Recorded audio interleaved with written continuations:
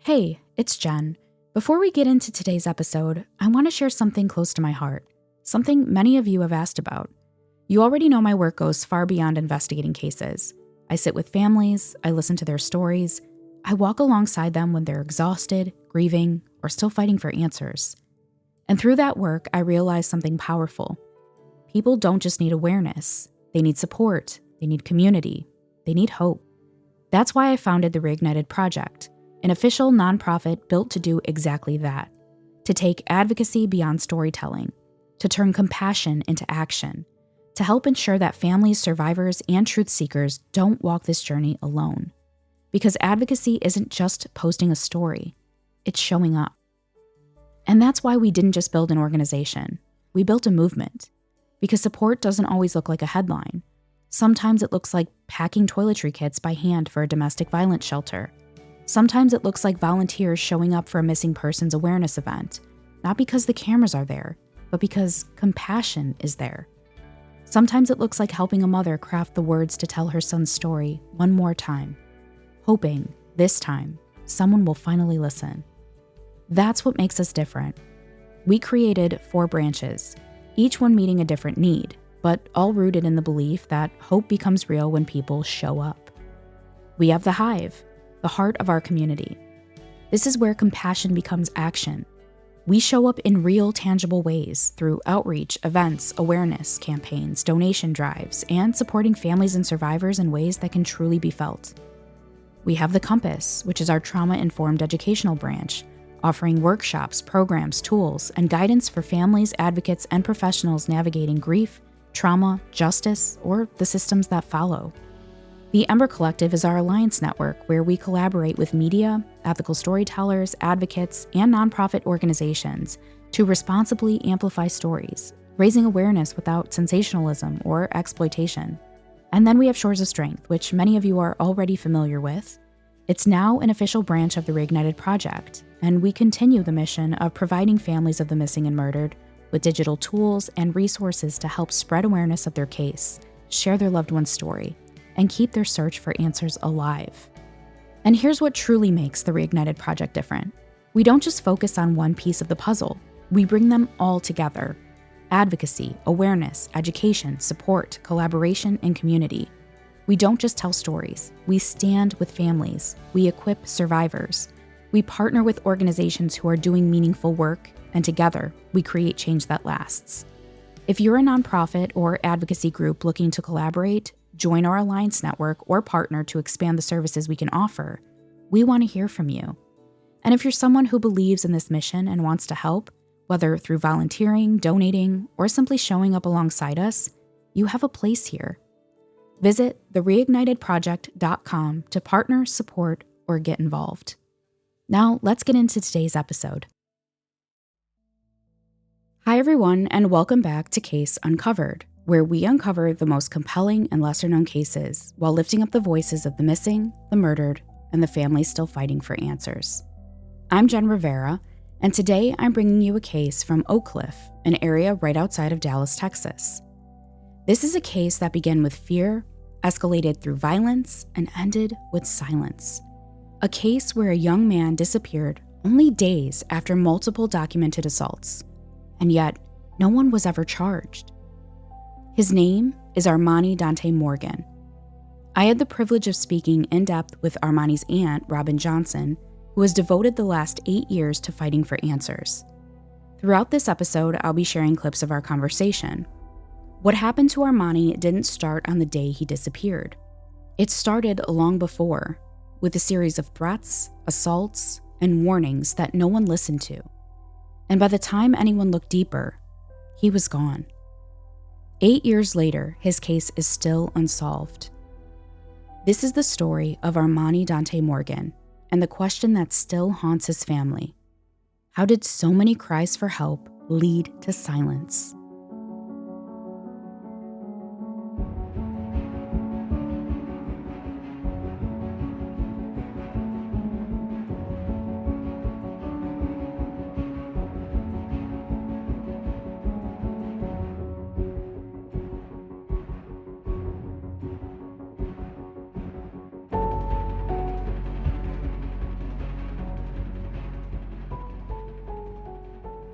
Before we talk about the investigation and before we examine what went wrong, we need to begin with Armani.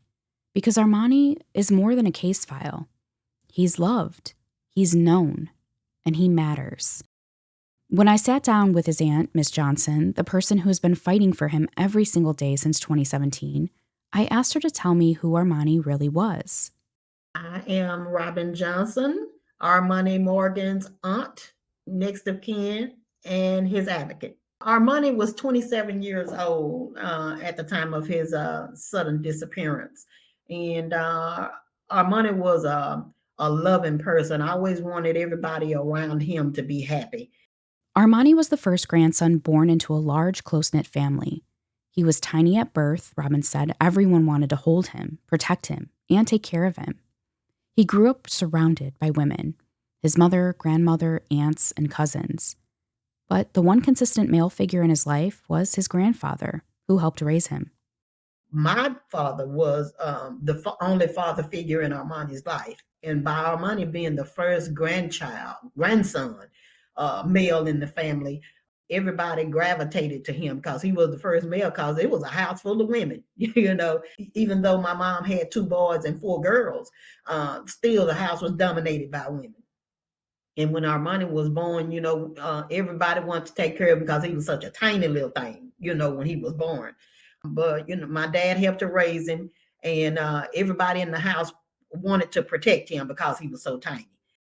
His biological father had chosen not to be a part of his life, and when Armani came out as gay, that separation became even more permanent.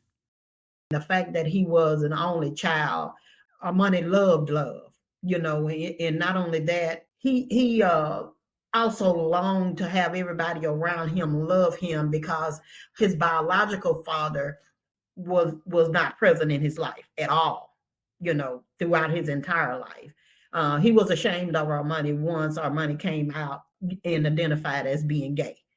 And, it didn't affect anybody in our immediate family, but, that Armani really took that hard when his biological father didn't have a personal relationship with Armani.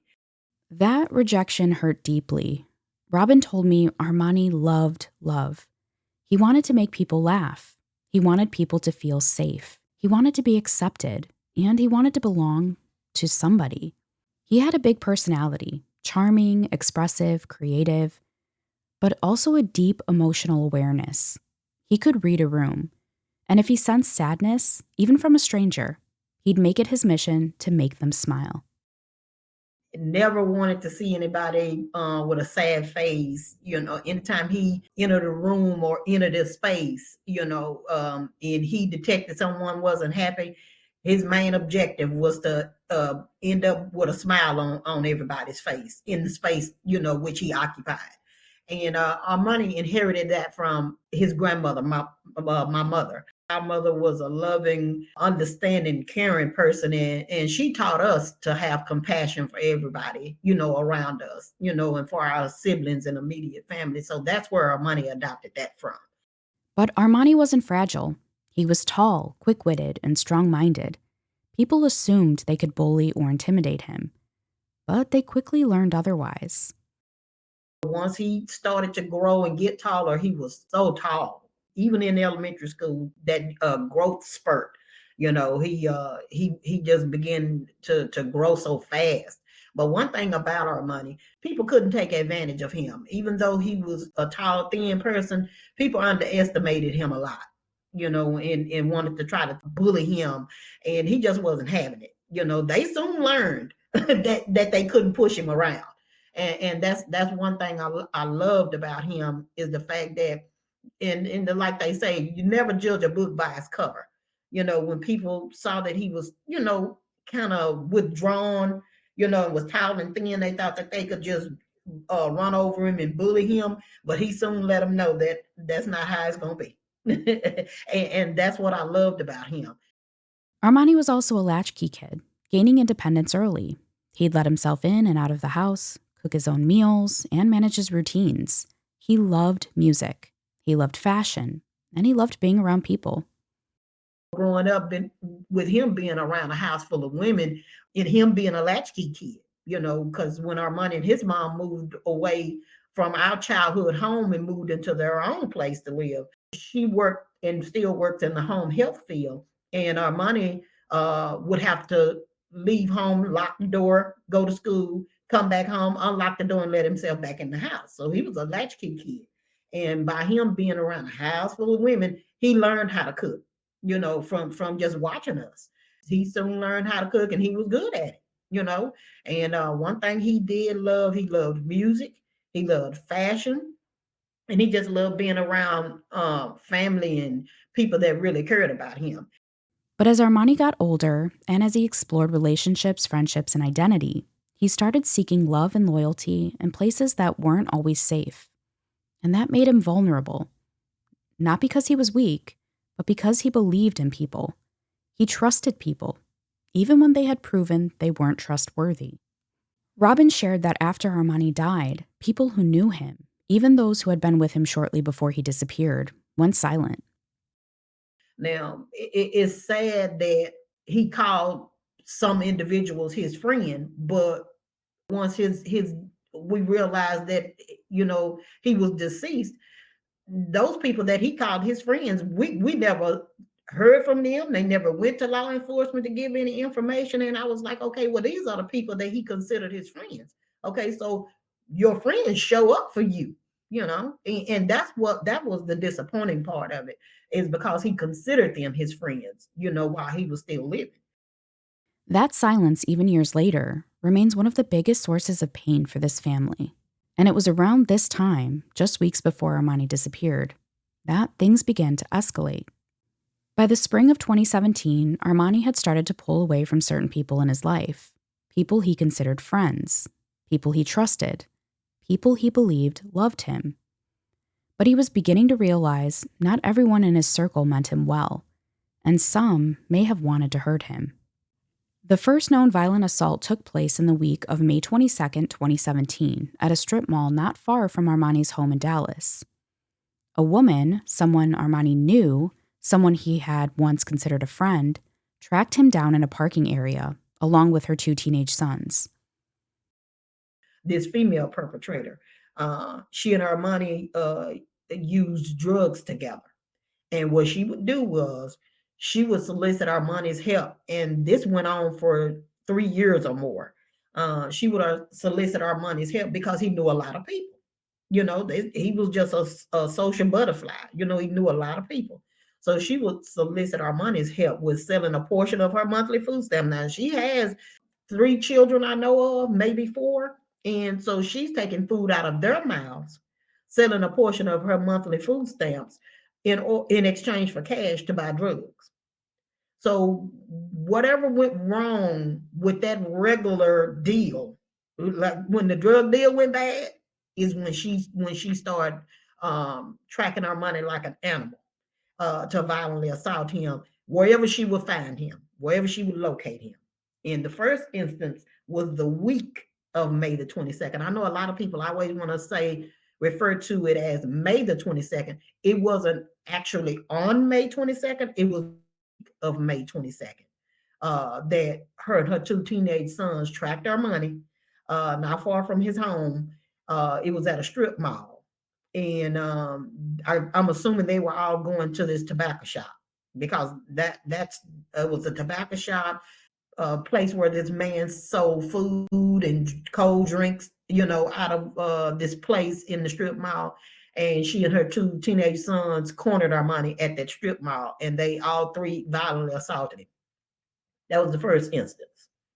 This wasn't a random attack, it was personal, and it wouldn't be the last. Just over a week later, May 30th and 31st, the harassment escalated. She began calling Armani's home repeatedly. Robin said it was all day, from sunup to sundown, trying to lure him outside. The second instance was May the 30th. She started making harassing phone calls to Armani's home. And this was all day that day. When I say 24/7, she called that home from sunup to sundown on May the 30th. She couldn't lure him outside with those harassing phone calls. So the next day, she proceeded with the harassing phone calls, which was May the 31st. So since she saw that that wasn't working for her to lure him outside with these harassing phone calls, all of a sudden a bullet pierced through Armani and his mom's living room window. And so at that point, Armani and his mom both ventured outside to ask the bystanders, did they see who it was that actually fired the shot into the apartment window? A gunshot through the window of his mother's apartment where Armani had been sitting. This was no longer harassment. This was attempted murder. Armani and his mother ran outside, trying to see who fired the shot. But the shooter was already gone. Security cameras captured the SUV fleeing the scene, but the license plate was fake. So once the gun bullet pierced through the living room window, Armani's mom went to the leasing office to ask the leasing manager to review the surveillance cameras to see if they could actually see who the shooter was. Unfortunately, the camera that was mounted outside the unit where Armani and his mom lived was inoperable. It wasn't working. But the camera at the front entrance where cars come in and come in and go out, entering the complex, that camera actually captured the license plate on the vehicle once she violently assaulted Armani because the gun bullet pierced into the living room window. Armani and his mom go outside. His mom travels to the leasing office on foot to speak with the leasing manager. Armani was violently assaulted right outside their front door by the known female perpetrator and her young daughter. And this is by evidence of a brief cell phone video. So once one of the residents went to the leasing office to notify Armani's mom, Armani is being violently assaulted. He's being attacked, right outside your front door. So as she and the leasing manager, Armani's mom and the leasing manager, go back to where he was being assaulted, the known female perpetrator and her young daughter jumped into the SUV and sped away, leaving the complex. Once the leasing manager did go back to view the cameras of the vehicle speeding away, the license plate number that was affixed to the SUV did not belong to the SUV. It was an invalid license plate number. So that day was her second violent assault against Armani, May the 31st. Dallas police took the projectile from inside the apartment wall. But from that day until 2019, almost 2 years, they did nothing with it. When Dallas police collected I want to refer to it correctly, the fired projectile. Now, it's a bullet when it comes out of the chamber of a gun. But once it leaves the chamber of that gun, it's considered a fired projectile at that point. Because unless that bullet is whole, a whole bullet, then it's a bullet. But then once it leaves the chamber and it's no longer a whole bullet, it's a fired projectile. So Dallas police collected the fire projectile from Armani's mom and him and his mom's home May the 31st. I continue to ask about that bullet, Jen, for 2 years. For 2 years, from 2017 to 2019, I continue to ask this lead detective, okay, well, what is the status of the gun bullet? At first, he told me when I asked him, which was 3 months, 2.5, almost 3 months into him being the lead detective in charge of Armani's case, I sent him a text message. I started documenting things to where I could leave me a trail, because me calling and talking to him over the telephone just wasn't cutting it.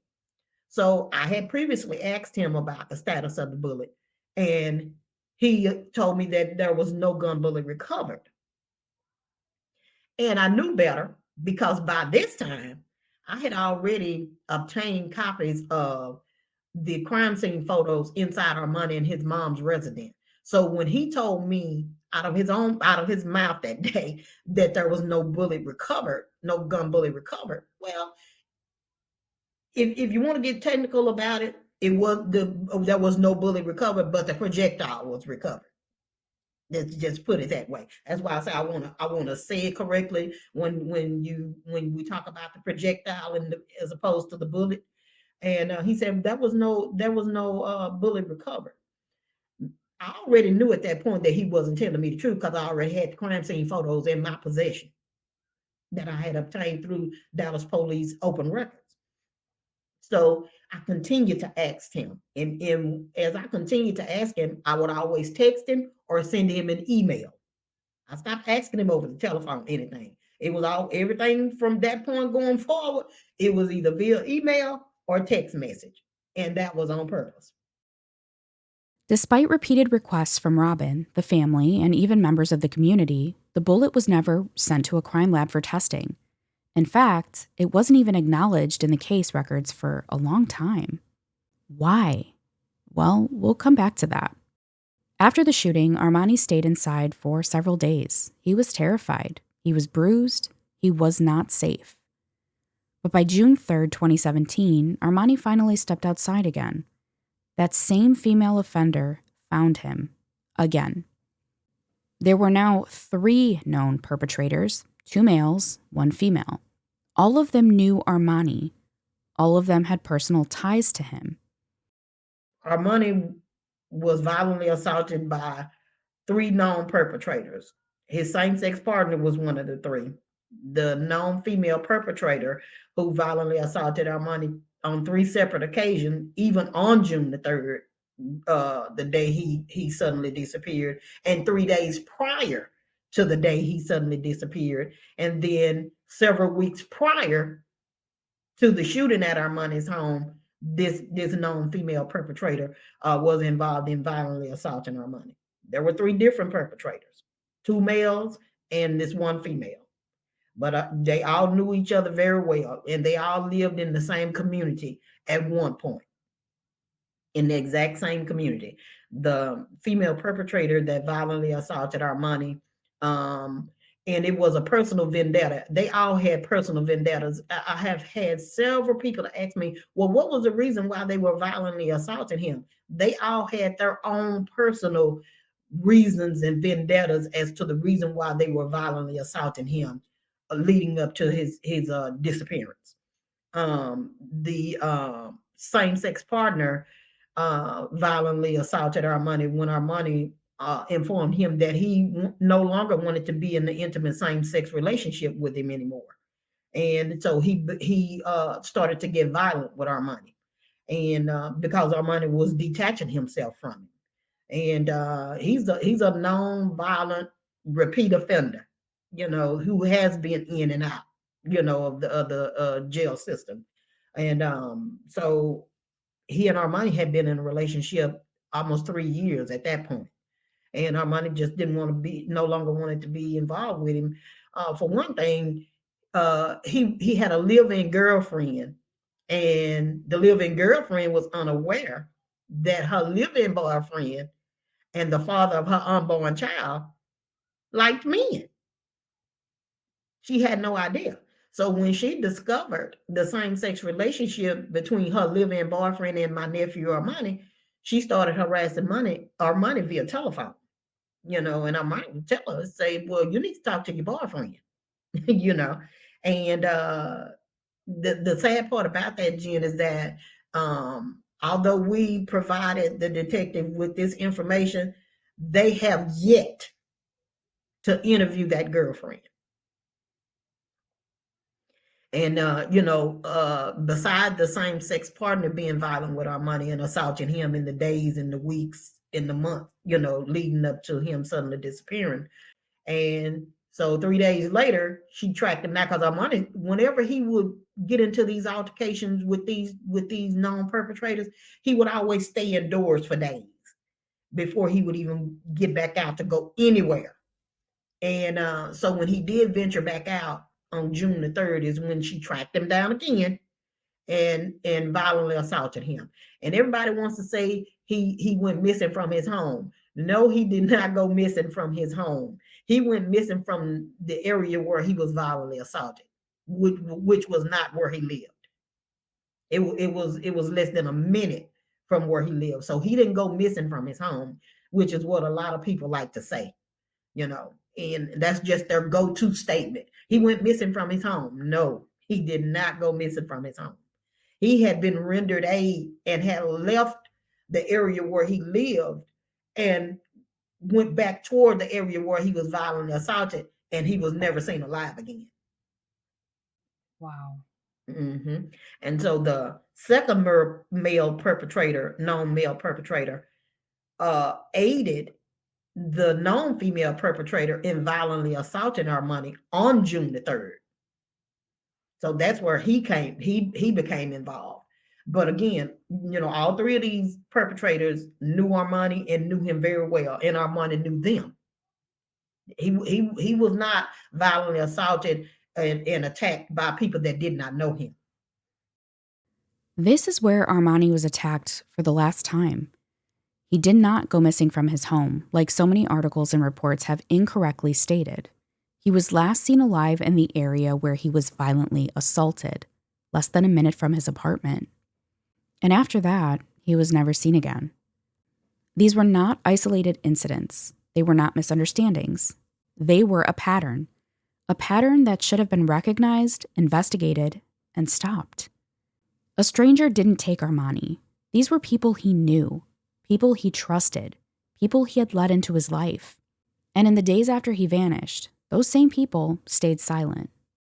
For most families, when a loved one goes missing, there's that moment, that instant, when they just know something isn't right. For Armani, that moment happened on June 3rd, 2017, the very same day he was last seen alive. Robin told me it wasn't the police, it wasn't the news, it wasn't even social media. It was something much more personal. It was silence. My youngest daughter and Armani are a year apart. She's a year older than Armani. And they had more of a brother-sister bond as opposed to first cousin bond. And she knew everything that went on with him. And the fact that she did not hear from him June the 3rd, is what set off a red flag for her. Because if no one else in that family would hear from Armani, she would hear from him every day. If she didn't hear from him, she knew something was wrong. Armani spoke to his cousin every single day. Not most days, not when he had time, every day. And on June 3rd, 2017, she didn't hear from him. She sent messages, no reply. She called, no answer. She waited, still nothing. She told Robin, something's wrong. This isn't normal. At first, the family hoped maybe his phone died. Maybe he stayed with a friend. Maybe he just needed some space. But by the morning of June 4th, 2017, there was still nothing.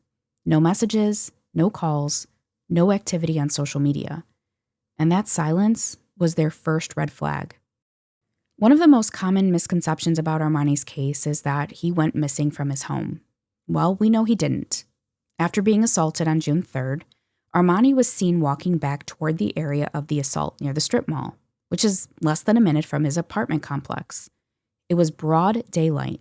He had visible injuries. And after that, he was never seen alive again. 17 days went by. The family filed reports, made calls, looked themselves. But the first real clue about Armani's fate didn't come from police. It came from a young woman whose number was found inside Armani's purse, which had been recovered at the scene where his remains were found. When Dallas police or Dallas homicide detective, when they were at the scene, they collected Armani's purse, which had a phone number in it. And that phone number, Dallas homicide contacted that phone number. So the young lady's phone number that was inside Armani's purse, she was the one who notified us. It wasn't Dallas police. She notified us that a homicide detective had just left her door asking her questions about Armani. And he was in the accusatory mind frame accusing her because her phone number was found in Armani's purse. But her and her sister actually rendered aid to Armani the day that he went missing. So she once she finished that abusive conversation with that homicide detective, she immediately contacted her sister, and her sister went to Armani's mom's door and my daughter was there. My daughter that reported Armani missing, she was there when this young lady knocked on the door to inform her. She called her outside and she said, well, the detective just finished talking to my sister and they were asking her questions. And the questions they were asking her let us know that they found Armani. But she said that they wouldn't give them any detailed information. But the questions they were asking, let them know, because he had been missing for 7 weeks. So the fact that detectives went knocking on her door 7 weeks later, that was a true sign or key sign, that they had found him. And so that's how we learned about Armani's discovery of his remains was through this person. Think about that. Not a detective, not a victim specialist, not Dallas police, a stranger. She told Armani's family that detectives had been questioning her sister, asking what she knew. That's how they learned Armani was found. And still, it would take 7 weeks to confirm it. On July 24th, 2017, skeletal remains were discovered in a vacant residential lot just a short distance from Armani's home. It would take until October 16th, 2017, for those remains to be legally identified through Armani's mother's DNA. When Armani's skeletal remains were legally and positively identified through his mother's DNA, Dallas police still did not do the respectful thing and do a death notification. They still didn't go to Armani's mom to say, well, we're sorry for your loss. We will be investigating you. That's not how it happened. I had to contact Dallas police because I continued to reach out to the medical examiner's office, calling constantly. Okay, well, you still don't have the results back yet. You still don't have the results back yet. So this one day when I called, which was October the 16th, 2017, I'll never forget it. And asked the death investigator, have you guys received Armani's mother's DNA buccal swab information back, test results back? And she said, yes, Ms. Johnson. She said, we can legally and positively confirm that the remains that were recovered July the 24th, 2017, indeed do belong to Armani. And I just fell apart. I dropped the phone. That was information that we had been anticipating, but to actually hear it, so I had to actually gather myself and compose myself because I didn't want to call his mom, in that emotional state to tell her, yes, it's been confirmed. But once, I got off the phone with the medical examiner's office that day, I called Dallas Police Headquarters to find out who the homicide detective was or was going to be that was going to be assigned to Armani's case. And the detective that I did speak with, he said, well, the medical examiners hadn't reached out to us to confirm, that the remains did actually belong to your nephew. And I said, well, I just got off the phone with him. He said, well, she has to confirm it with me first. So, but he still never called me back. I still ended up calling him back.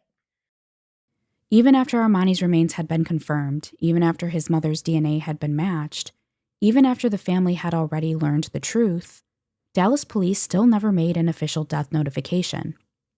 No knock on the door, no call, no visit, no acknowledgement. And that would be one of the first, but not the last signs of just how differently this case was handled. When Armani's remains were confirmed in October 2017, his family expected answers. They expected to meet a detective. They expected to hear about leads, suspects, or at the very least, an autopsy finding. Instead, Robin sat across a conference room table just 17 days into the investigation and heard something that made no sense. 17 days of him being assigned as the lead homicide detective in Armani's case.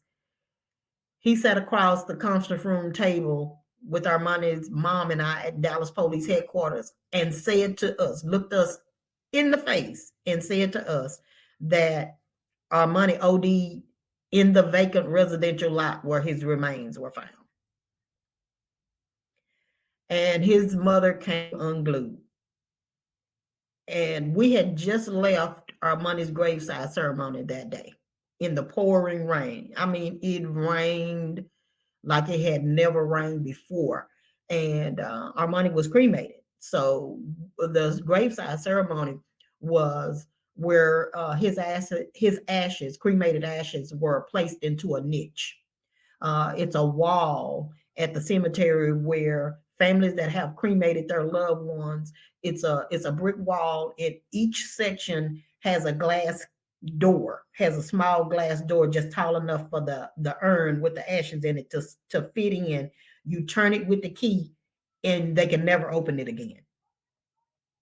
So we had just left his graveside ceremony, which was November the 8th, 2017. And just so happened I had arranged for, that was the first meeting with this initial lead homicide detective. And I'm, like I said, he was in charge of the case 17 days. How do you look at skeletal remains, which were very few, only 6, and his skull was one of the 6 skeletal remains that were recovered? And how do you look at skeletal remains and say to his grieving mother and me that he OD'd? Now, what person, regardless as to their state of mind, would crawl into some bushes in a vacant residential lot up against a tree to die? If Armani wanted to OD or kill himself, or however they want to refer to it, he could have done it at home, because he was always home by himself because his mother worked so much. If he wanted to kill himself, he would have done it at home. And what person, like I said again, in their right mind would crawl into some bushes? Shot at 3 days before he went missing, but you say he OD'd in a vacant residential lot. No toxicology, no medical confirmation, no autopsy ruling, just an assumption. And it didn't come from a medical examiner. It came from the lead detective. Robin later confirmed that no overdose was ever documented in the official records. It wasn't in police files, investigative notes, or the autopsy report. It wasn't written anywhere, but it was said directly to Armani's mother. That moment set the tone for how Armani's case would continue to be handled. A theory, based not on evidence, but on assumptions, would overshadow the facts completely. Now, here's what's surprising, is when the autopsy was actually completed, the cause and manner of death was undetermined. Undetermined doesn't mean accidental. It doesn't mean overdose. It doesn't mean suicide. It means suspicious, unexplained, and unresolved. But despite this, the investigation never treated Armani's death as suspicious. No homicide ruling, no forensic testing of key evidence, no search warrants, no interviews with the last people seen with him alive. Not one of the 3 known perpetrators has ever been formally interviewed about his death. And remember the bullet, the one that was fired into Armani's mother's living room window on May 31st? Now, as I mentioned earlier, Dallas police collected it. Multiple officers handled it. It was bagged, tagged, and placed in evidence. But according to Robin, for 2 years it was never submitted to the lab for testing. When Robin pressed harder, she was eventually told the projectile would be tested, but by the time that happened, the statute of limitations on the shooting had expired. The evidence was submitted 2 years too late. Within this 2 years, the statute of limitation on the deadly conduct, where the perpetrator, female perpetrator, what we call her the suspected shooter, because until we can actually prove that she did it, put the gun in her hand, we have to keep saying suspected shooter. To actually hold her accountable, I want that statute of limitation on that deadly shooting shouldn't have never expired. DPD personally, Dallas police purposely allowed that 2-year statute of limitation to expire on that criminal offense, deadly conduct with a firearm, shooting into an occupied residence, knowingly shooting into an occupied residence. So that 2-year statute of limitation passed while I continue to ask this lead detective about the status of the fire projectile. Now, 2 years later, June 2019, the assistant police chief at that time was the person that I obtained that meeting with. During that meeting, although it had been 2 years and the statute of limitation had expired on that deadly conduct, shooting into Armani in his mom's home, this assistant police chief still authorized and approved for that fire projectile to be sent to the forensic lab for testing. And my question kept being, well, why would a person, the assistant police chief, authorize and approve for the fire projectile to be sent to the forensic lab for testing after the statute of limitation had expired on the criminal offense involving this bullet? Now think about that. They collected a fired projectile from his home just days before he disappeared, but didn't test it until after it was too late to charge anyone with the shooting. This wasn't just a missed opportunity, it was evidence mishandled. Robin tried to get answers. She called, she emailed, she documented everything. When the lead detective stopped answering, she reached out to Dallas Police Headquarters, asking to meet with the chief. They told her she needed to follow the chain of command. That meant meeting one by one with 26 different police officials before she was allowed in that room. When I reached out to the police chief's executive assistant requesting an in-person meeting with the police chief to let her know my immediate concerns about how Armani's case wasn't going, the executive assistant told me that I needed to follow the chain of command before I could actually have an in-person meeting with the police chief.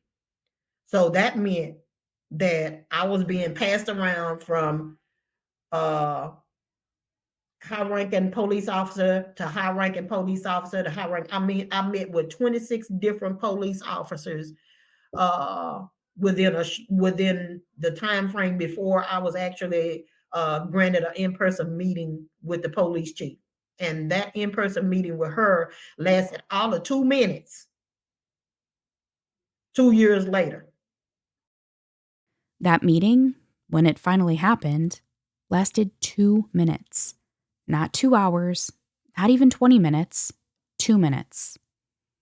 In attempts to group Armani's death with other tragedies, Dallas police publicly referred to him as transgender, placing his case alongside a series of unsolved transgender murders in Dallas from 2019. But Armani was killed in 2017, and Armani never identified as transgender. At one point, it was several transgender females that were violently assaulted in Dallas, and one was killed, and it made national news. Malaysia Booker was violently assaulted in the complex where Armani lived with his mom. But that was in 2019. Armani was murdered in 2017. So DPD, Dallas Police, always tried to lump Armani's murder in with the transgender murders that happened 2 years after the fact. And Dallas Police was the one who referring to Armani as transgender. Armani never identified as transgender. Armani identified as a gay male who sometimes would dress in female clothing.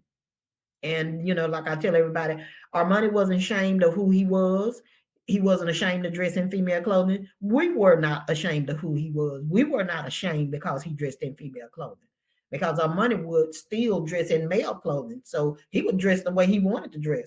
He would dress as a male sometime, and he would dress as a female sometime.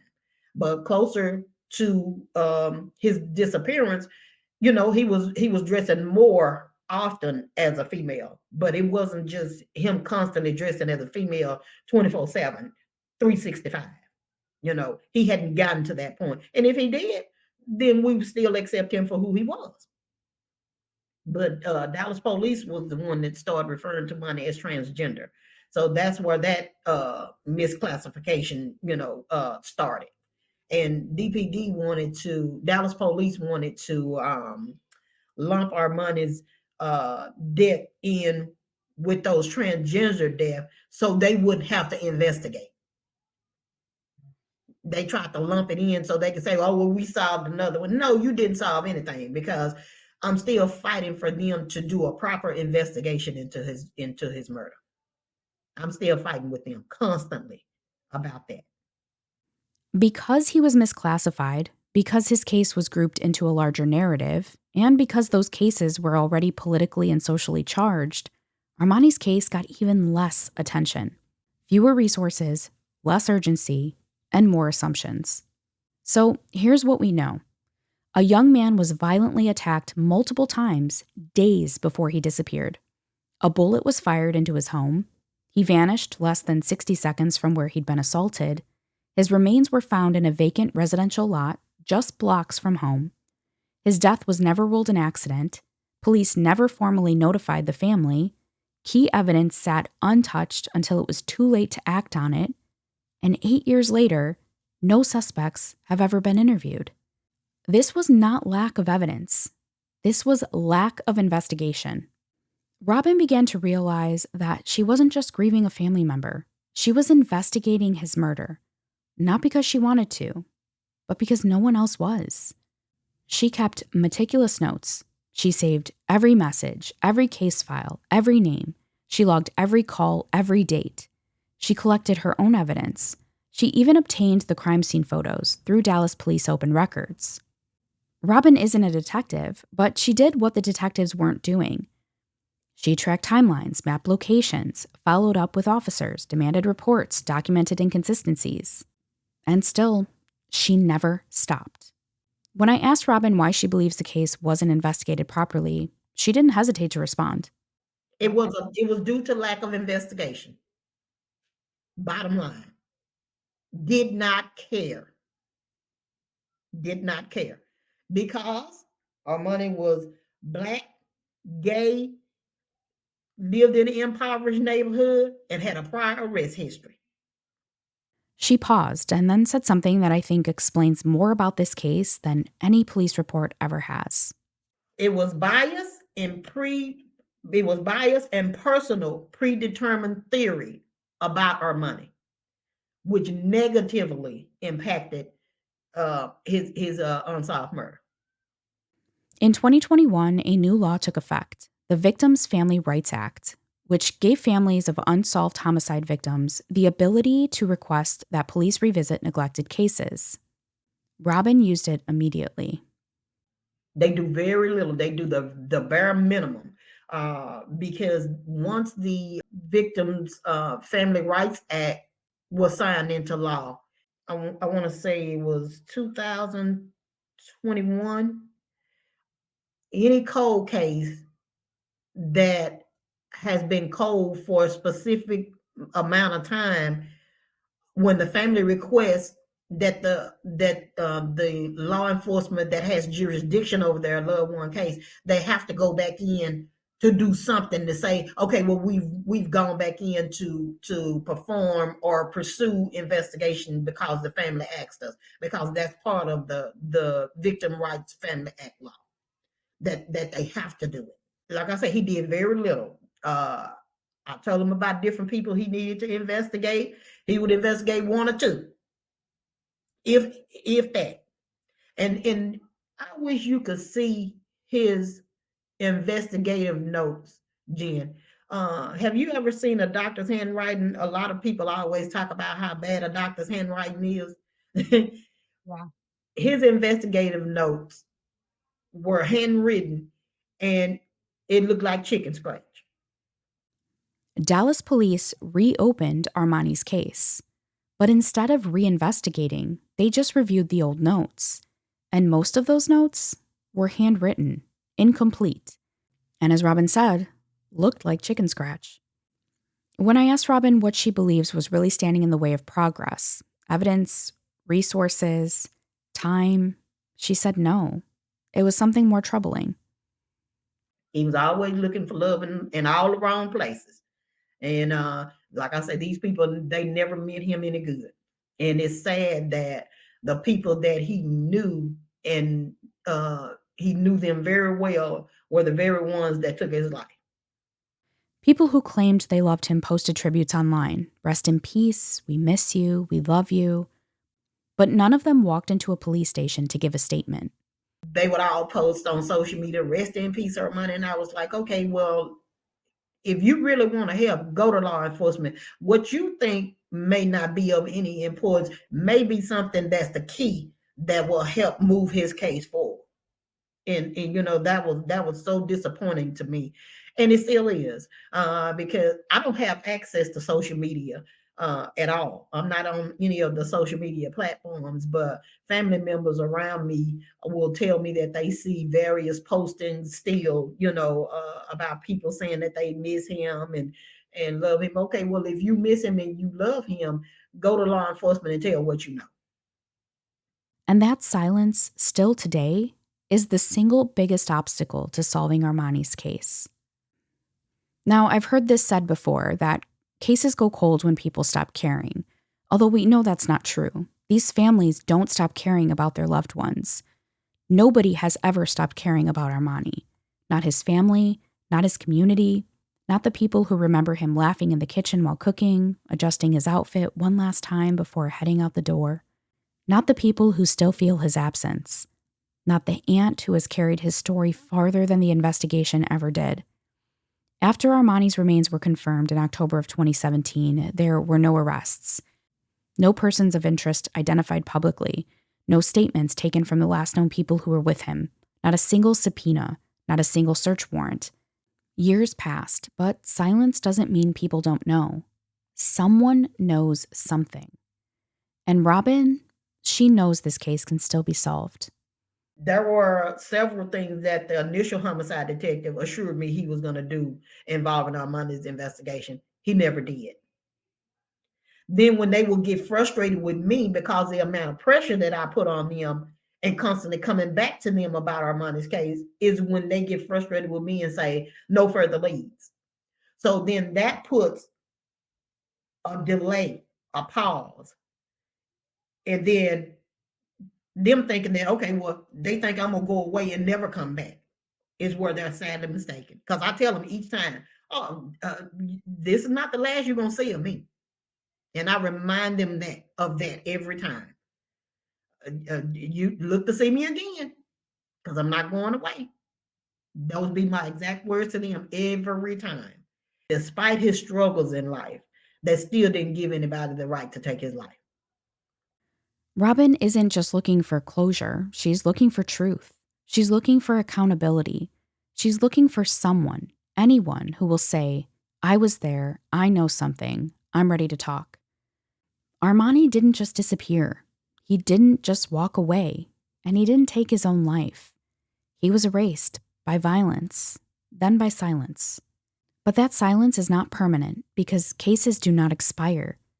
And justice, especially in cases like Armani's, is always possible. If you have any information about the death of Armani Dante Morgan, no matter how small it may seem, please contact Dallas Crime Stoppers at 214-373-8477. You can remain anonymous. Your tip could be the one that finally brings justice to Armani and brings answers to his family. I'll also leave all of the information in the show notes below. I want to personally thank Armani's aunt, Robin Johnson, for partnering with me to bring you this episode. Thank you so much for joining me today for this episode of Case Uncovered and for listening to Armani's story. Make sure to connect with me on Instagram and Facebook at Jen Rivera Investigates. Until next time, stay curious, stay vigilant, and stay safe out there.